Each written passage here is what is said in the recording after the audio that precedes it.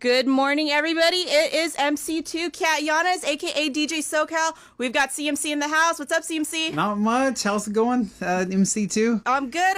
So we've got some information with some COVID clarification, as well as some appreciation and love to give some people out there on the base. CMC, take it away. Yeah, as MC2 said, the theme of the show today is going to be this COVID clarification. There's a new USFJ fragmentary order that came out this weekend. And then the most important part for me is just to say thank you to a bunch of folks out there who've just been really kicking some butt and doing things for the community. It's amazing to me that how many volunteers step up when things aren't going right, and these thank yous are just going to be shouting out to those folks. Yeah, I mean, our community is just like so small, so it's amazing that we have these volunteers. I know with a lot of places that are closed, they're still remaining active. I just was reading something about the USO and how they're making the anti-stress bags, and they partnered with the chapel to actually deliver these. So it's pretty awesome, and I haven't been on this base very long, but I'm proud of us. Yeah, it's absolutely all over the world. There's a lot of people doing some good stuff, and including here in our community. And the first people I want to thank real quick, and nobody probably has any idea who these people are, but they're my restriction of movement team. When this whole thing started off back, I don't know, a few months ago, I said, man, I need to put together a team of people to get trained and to do this. And those folks, Chief Jessica Rodriguez, MA1 Thorne, OS2 Flanagan, MA2 Kitchens, they were our initial folks that just came forward and said, hey, I'll do this. And nobody's seen them. But when we get a restriction of movement case in, those guys would get these people, make sure they're wearing the proper PPE, and then this is only for on base UH, and they would take them and put them in our designated UH rooms. And then on top of those folks, we had Master Chief Cunningham and his team, the America team, I call them, because they're all USS America sailors that are here in TPD. They stepped up and put a team of folks together to feed all these folks. And so we have a pretty robust ROM program here in Sasebo. And they stepped up, and they were doing 3 meals a day for over 100 people at one point. Luckily, we're slowly but surely ramping down because of the travel bans and the restrictions.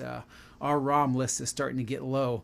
And I hope to keep it like that so that people can get a break and actually do their normal work. Yeah, I mean, now that you mention it, when I was actually staying at the Navy Lodge, I had just gotten here in March. So when ROM started to happen, I saw those sailors that I was with in the AOB, and they were delivering the food. So that was pretty awesome to kind of see them again and see them getting involved with the community. And there was something else. Oh, by the way, everybody, just so you know, when CMC was listing out all those names, that was just from the top of his head. There was no list. So thank you to all those people that he mentioned. You guys are doing great. Keep helping us out there. You guys are doing awesome. All right, next thank you I want to shout out to is Lisa at the NEX and her team. Same thing, when this stuff went down, they came up with a program called the ROM Quarantine Program. And her team, led by Uchida-san, they delivered more than 300 personal orders to sailors in quarantine on the piers. The mini mart, man, they stepped up and they got a whole bunch of stuff to make sure the folks that were stuck on these ships, their ship stores were full. And NEX always does a great job for us here.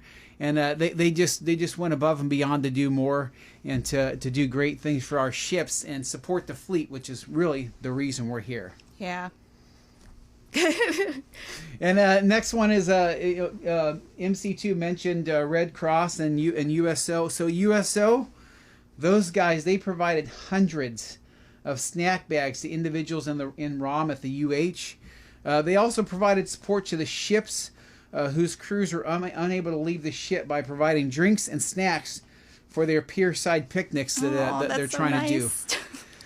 They contacted me the other day and asked me if they could deliver pizza, and because we're trying to keep the ship's bubbles and make sure that they're COVID free so they can deploy if they need to, I had to go to the CTF 76 CMC and say, like, hey man, can we do this? and he came back and approved it. So they're going to be delivering some pizza as well. Everybody loves pizza. Red Cross, from the very beginning, when we started this whole process, Red Cross came to me and said, "Hey, how can I help?" And they were like, just like my ROM team was like at the beginning, and putting people into ROM. Red Cross stepped up, and they had toiletry bags. So if you don't, many people don't realize that that the folks that live out in town, you go to ROM, you got all your stuff there. These folks that came to UH, they might have just flown in. They don't even have a towel. They might have toothpaste and a toothbrush and maybe some soap, but I mean, not many people travel with that stuff. So Red Cross gave us some bags. They had soap, shampoo, conditioner for the ladies.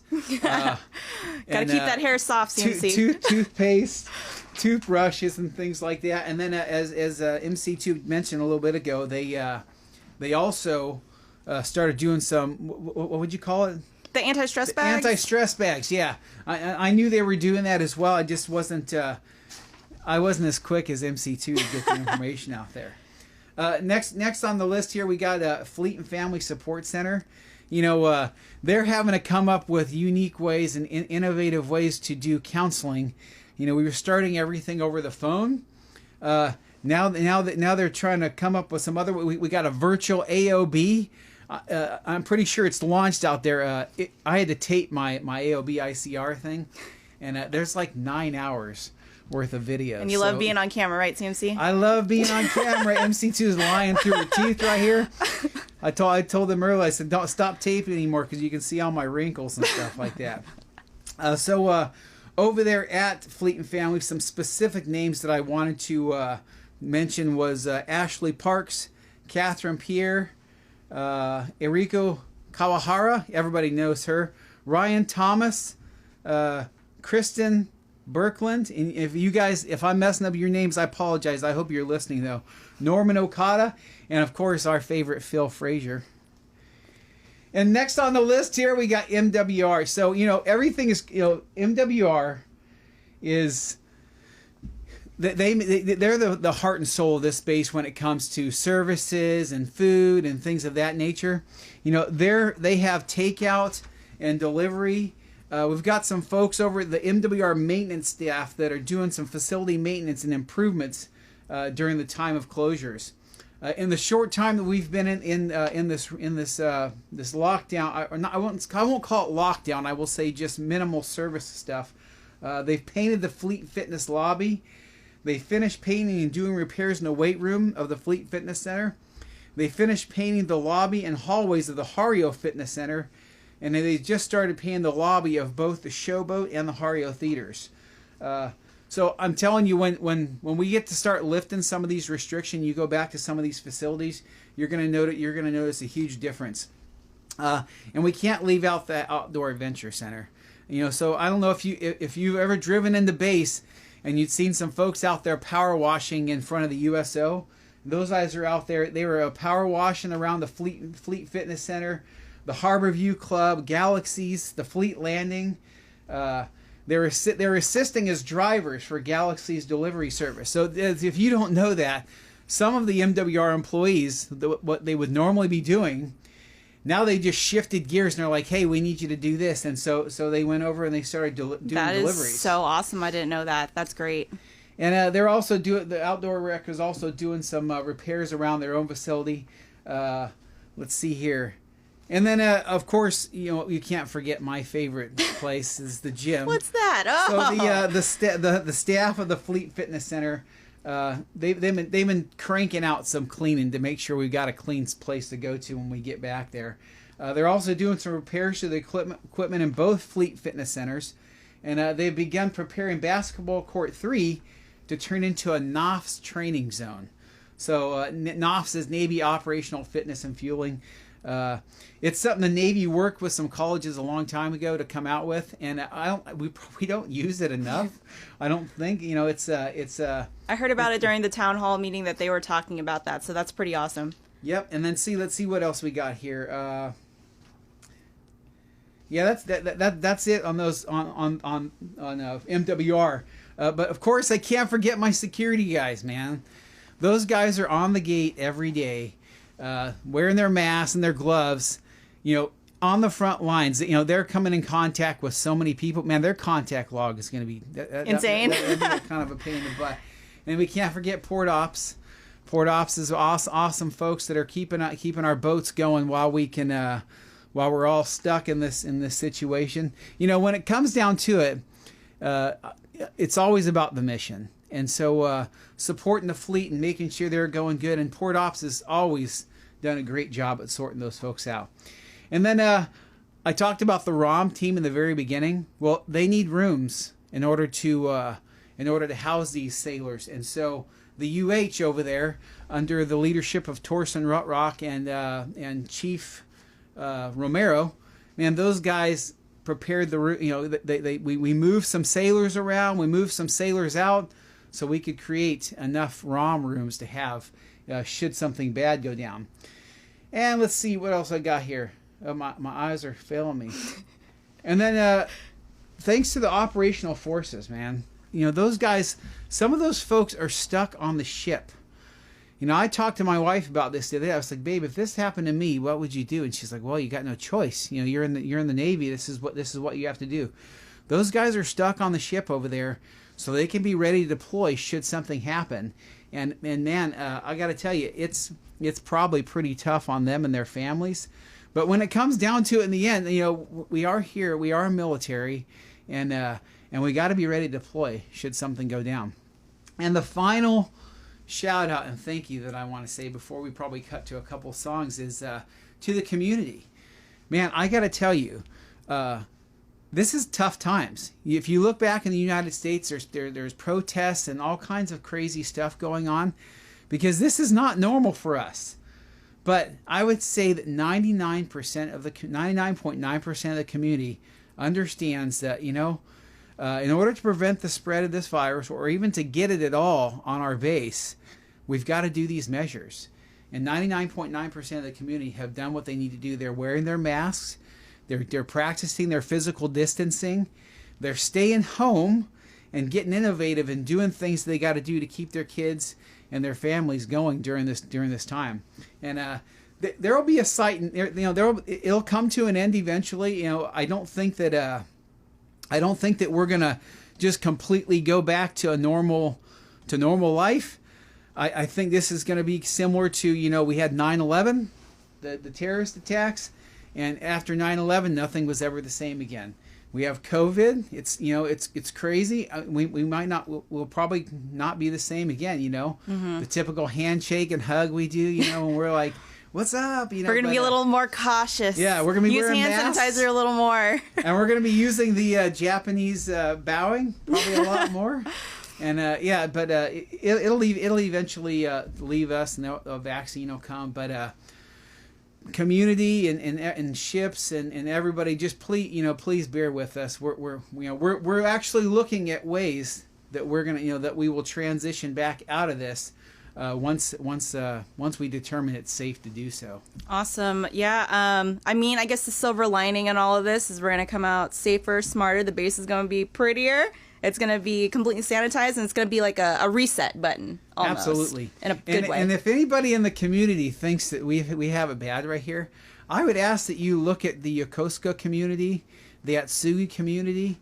I mean, they're on lockdown down there, folks, and man, it's not fun. So, you know, while we have a lot of restrictions in place to prevent this, we definitely we're not as bad off as them right now. I feel for those leaders down there that have to lead people through this. Yeah, I have one of my friends. She's on one of the bases in South Korea, but she lives out in town. And she was showing that since people couldn't leave, people were giving these big packages and leaving them at people's doors just to help them, since nobody could leave their house. So at least we're lucky we can actually go to and from places if we need to. So I'll just throw a quick shout out there for Dan in the CMC of Atsugi, and Derek, the CMC in Yokosuka. Thanks for what you're doing over there, guys. Yes, thank you guys so much. All right, so before we get into all that COVID clarification, we're going to go cut to a couple songs. I know CMC likes some hip hop, so I got some Biz Marquee, Just a Friend. Is that good? Sure. Hit it up. All right, here we go. Good morning, everybody. It's MC2 Cat Yanez, a.k.a. DJ SoCal. Again, we're here with the CMC. So let's go ahead and get into this COVID clarification, because I know a lot of people have had a lot of random questions. So hopefully we can clear some of that up with the CMC. So CMC, what do you want to cover first? Yeah, and then I'd like to say that, if there's any other clarification that you need, you can send me a message at rudy.johnson@fe.navy.mil. I have the captain's ear. I can go out and talk to him and we can figure it out. Or I can just go back and look at one of his updates to figure out what we need to tell you. But, something that's been happening a lot lately is people have been, we'll put out some guides and they'll come back and they'll be like, hey, what about this? What about this?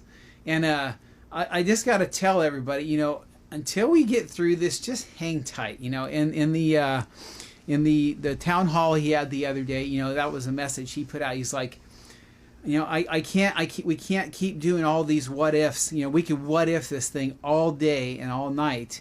And the bottom line on everything is, you got to maintain the physical distancing. You got to wear the mask. And if you can't do either one of those while you're doing these exercises or things that he was talking about, then you shouldn't be doing it. And we want to minimize our contacts out in town. So this weekend, or let's see, the 25th, a new not public health order, but a new fragmentary order came out from USFJ. And it had some things in there, and so I'm going to clarify a few of those things. The previous week or the week before, we talked about everybody keeping a contact log, and we were recommending this. Well, the new fragmentary order comes out and says you're required to keep a daily log, and this is really so that we can do contact tracing. I was telling MC2 earlier, she's on my log now. Oh no! Because we're in the studio here together for more than 10 minutes. And so I'll just give you some clarifications on that. So daily logs are required to be kept by active duty and reserve personnel. We highly encourage. We really would like other folks to do it as well, because when somebody gets COVID, to be able to trace, who they may have come in contact with, really helps us to prevent the spread. Some specific things on these logs are, contact is defined as being within 6 feet with anyone for about 10 minutes or more. There was a couple things in the fragmentary order that came out that talked about that you need to add to your logs, and that's if you're in a healthcare, if you're in a waiting area in medical. So if you're sitting in medical with a bunch of people, I know it's going to be weird, and you'll be like, hey, can I get your name? And they're going to be like, why you want my name? It's so you can put it on your contact log. If somebody coughs on you, I know that you were like, God, why would I do, I don't want to embarrass myself and talk to somebody, but you need to do those things. So 6 feet with anyone for 10 or more minutes. That includes if you're riding in a car with somebody, then it's likely you're going to be in there with them for more than 10 minutes. So you're going to have to put that person on your contact log. We're probably going to send something out later today that has some things that help meet the intent of the fragmentary order. Cloth face coverings need to be worn all the time when you cannot maintain 6 feet of distance with somebody, or if you're going into one of those areas that requires you to have a face cloth on. And so there's some exceptions. There's some people, the captain said that when people run, they don't have to wear their face cloth. I had this happen the other day. Somebody asked me, he's like, hey, I was told to put my face cloth on when I was running. Well, when I dug into it, I determined that there was 2 people running right next to each other. And so it comes down to one of those common sense things that if you're by yourself and you're not going to affect anybody around you, or you're not going to take in somebody else's breathing or coughing or the air that's coming around them, then you're going to be okay. No need for a mask. Yeah. My security guys, when you come through the gate, they're going to ask you to pull down your mask so they can verify your identity. You know, people don't even recognize me walking around the base with my mask on. It's kind of nice sometimes, actually, but no, I'm just kidding. Getting too famous, CMC? Yeah, whatever, MC2. Goodness gracious. MC2 is crazy over here. But make sure you're wearing those cloth face coverings when you cannot maintain 6 feet of distance with folks, or when you're going into some of those places that require them. You know, the best rule of thumb is just to wear it all the time. Almost the only time I take mine off is when I'm in my office by myself and nobody's around. As soon as somebody walks up to my door, I put my mask on and we start chatting or whatever.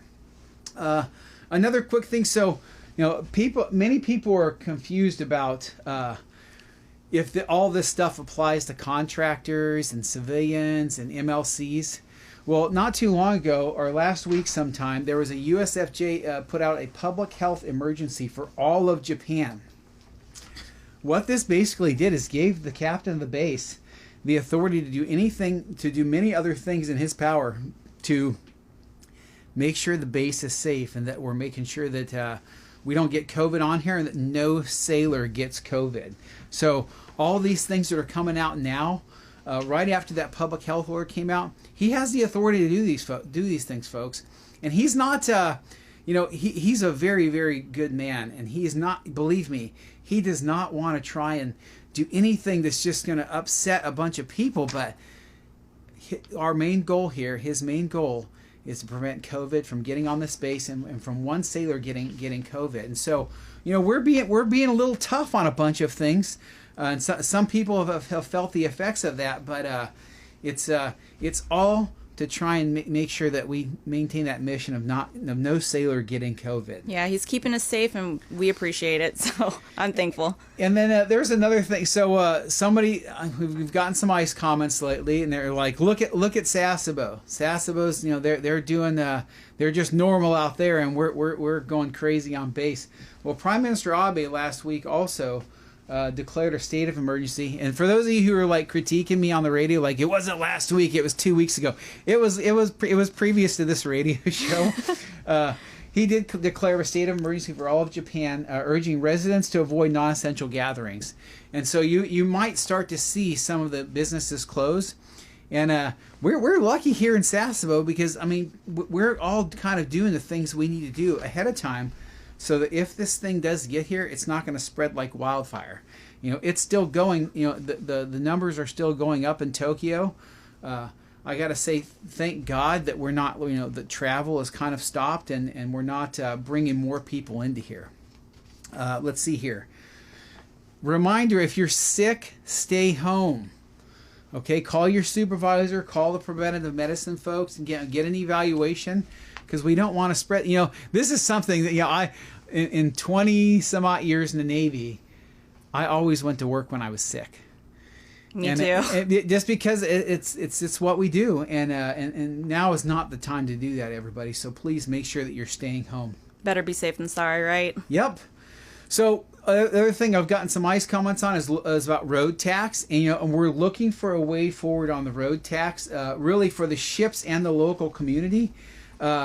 But it's really easy to go pay your road tax. You know, I went out there, in the beginning. I anticipated that this might happen, and so I went out there in the beginning of just the end of March, and I mean, it took me 5 minutes. I walked in, paid my 7,500 yen, drove back to the base, another 5 minutes, and I had my sticker on, and I was done for the year.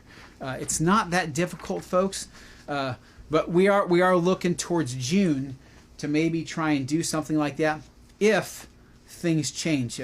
We got to work with the local government. So does that mean like stuff. The road tax due date will get pushed from that May 31st that we've been seeing? Yes. So essentially, we're not enforcing those type of things right now because it's common sense. Course, we know that most people are not going to be able to get this done.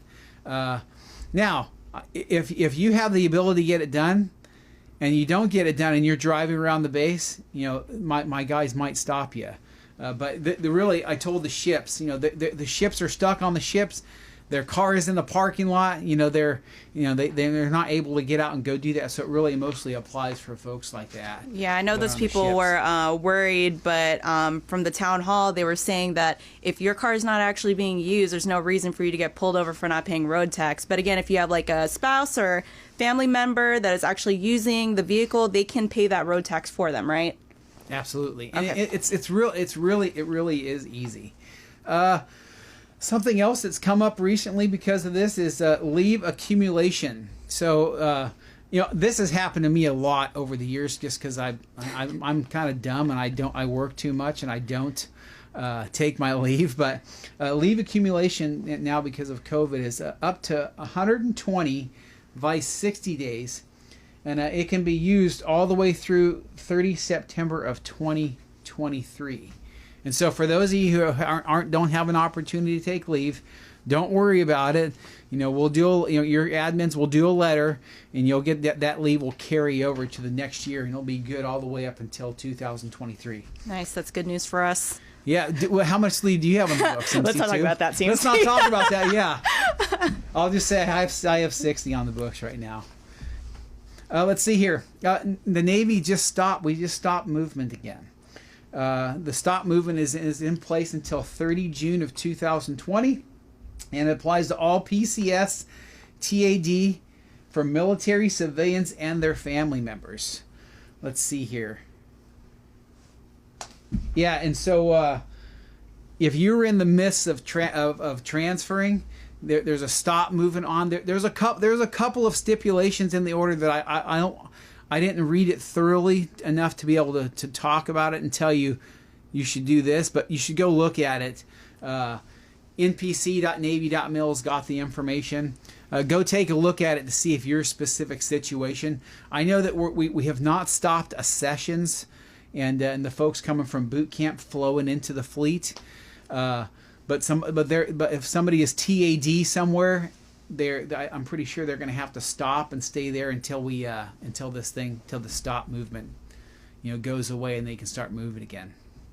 Yeah, June seems like it's far. It's kind of weird. Like these dates keep coming out and they keeps getting pushed month by month. But for some reason, it doesn't seem as long as I feel like. So I feel like yesterday it was just March. I know. So, and now we're at the end of April. It's crazy. So, the time is flying over here. And if you've been outside a little bit or looked outside, you'll notice that the weather's starting to get nice. It is. It's starting to get warm, and I think I saw that it's going to be 70 something this week, which I'm super excited about. Nice. There's going to be sun for sure, so that's going to be nice. It's not going to be cloudy. My house is freezing right now. Mine too. It's like there's a draft running through the door. It's just like AC. We've got to appreciate it until it becomes that like sticky hot summer here that I hear so much about. So. And then I got one last thing on here just to say real quick before we end up cutting out of here. But last month I talked about a couple of people who got in trouble and we got rid of them. We barred them from the base, or we sent them back to the United States. Realize everybody, we didn't just take somebody who was doing something that was normal and got rid of them. One person was in a bar, violating his ROM, and that was something serious enough that we thought we should get rid of somebody. Another person was in a bar, so they weren't going and getting groceries. They weren't doing the minimal things that they're allowed to do right now while we're in this situation. They were going way high into the right and just completely blowing it off and putting themselves in a situation where anybody in that bar, could have had COVID. They pass it to them, and that becomes our vector, and people on base just start getting COVID, and we don't need that type of stuff. So. No, Captain's not playing any games, guys. Nope, he's not playing any games. So to wrap it up, got any last minute? Oh, by the ways. Nope, I think I'm good, MC2. I told you these things scare me every time I come over. He's backing away from the microphone, guys. Yeah, I'm backing away from the microphone slowly. All right, so my bad, CMC. I said hip hop earlier, but now I got some R&B for you. Is that good? Yeah, appreciate that. All right, we got Senorita by Shawn Mendes and Camila Cabello coming up.